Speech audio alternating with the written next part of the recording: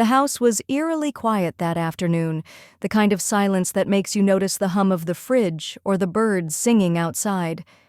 I sat alone in the living room, flipping through a magazine without really reading it. My husband, Ryan, was away on another business trip. I wasn't bothered. It was routine by now. But the emptiness felt more overwhelming than usual. I glanced at my phone, hoping for a message or call, but there was nothing.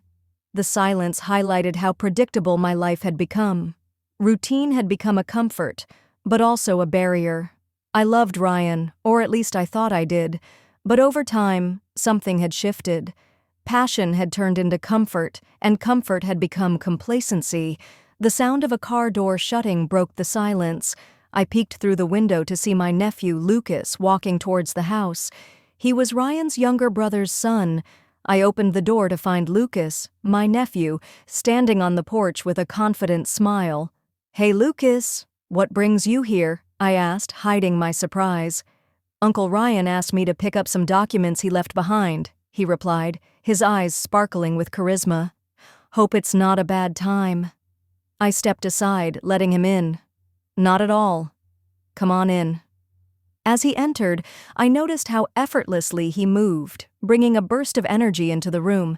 He tossed his bag onto the couch and glanced around. "Nice place, as always. You've got great taste, Aunt."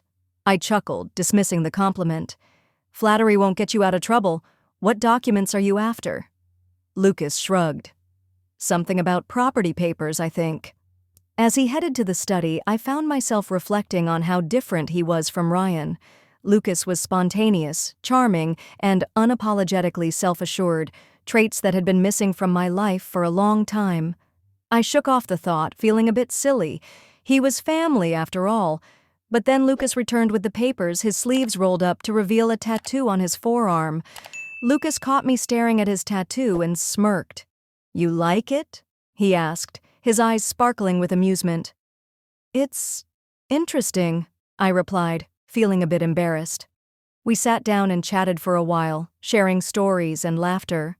Lucas's tales were lively and humorous, a stark contrast to the monotony I'd grown accustomed to. For a moment, I forgot about everything else: my husband, my responsibilities, the unspoken rules of propriety. It was just Lucas and me, two people sharing a connection I couldn't quite define. Our conversation flowed naturally, filling the room with a warmth I hadn't experienced in years. Lucas leaned back on the couch, his eyes meeting mine a moment too long as he spoke. There was something about the way he listened, genuinely interested in every word I said, that was disarming, almost intoxicating. At one point, Lucas reached for the glass of water on the coffee table, and our hands accidentally touched. The contact was brief, but it left a lingering sensation in my mind. I instinctively pulled back, laughing it off, but I could feel the heat rising in my cheeks. "Are you?" Lucas asked, his voice trailing off as he studied me with an intensity that made my heart skip a beat. Lucas's tone was casual, but his eyes searched mine intensely. "Of course," I said quickly, standing up to create some distance. "It's just warm in here, that's all." I busied myself in the kitchen, trying to shake off the tension. But I could sense Lucas's presence even from across the room. When I turned back, he was standing in the doorway, leaning against the frame with effortless confidence. "You seem different today," he remarked, his voice softer. "Different how?" I tried to sound indifferent. Lucas's words caught me off guard. "I don't know.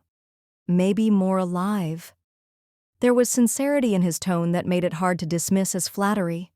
I felt seen in a way I hadn't in a long time, and it frightened me.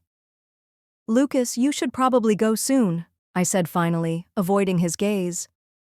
"Why?" he asked, stepping closer. I quickly replied, "No reason. Just—" He pressed his eyes into mine, and I didn't have an answer. Or maybe I did, but I couldn't bring myself to voice it. The air between us felt charged, heavy with unspoken words and unacknowledged feelings. Lucas was standing too close now, and I felt my resolve weakening. "This isn't right," I whispered, more to myself than to Lucas.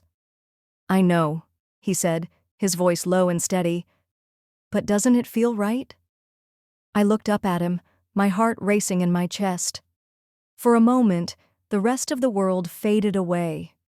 It was just the two of us, suspended in a moment that felt both impossible and inevitable. Lucas reached out his hand, brushing against mine. I didn't pull away. The room seemed to contract around us, the distance between us vanishing as if it had never been there. My mind screamed at me to stop, to step back, to consider the consequences.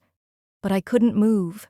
Just as the tension peaked, the sound of the front door opening shattered the moment.